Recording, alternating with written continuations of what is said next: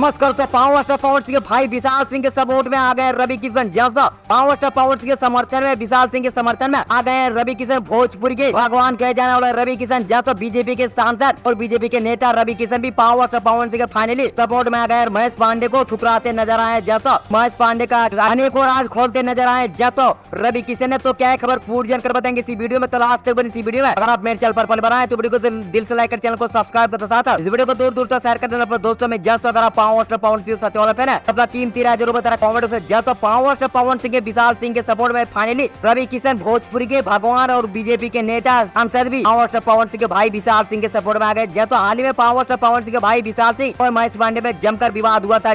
और इन्हीं सब विवाद को देखते रवि किशन ने भी पावर स्टार पवन सिंह के सपोर्ट में कहते नजर आए कि इस मैच को छोड़ना नहीं चाहिए। जैसा इस मैच को जेल भी पहुंचाना चाहिए। पावर स्टार पवन सिंह के सपोर्ट में रवि किशन ने बोलते नजर आए उनके भाई के सपोर्ट में। आप लोगों को क्या मानना है नीचे कमेंट में बताइए। बाकी मैं मिलूंगा आप लोगों को जय हिंद, वंदे मातरम।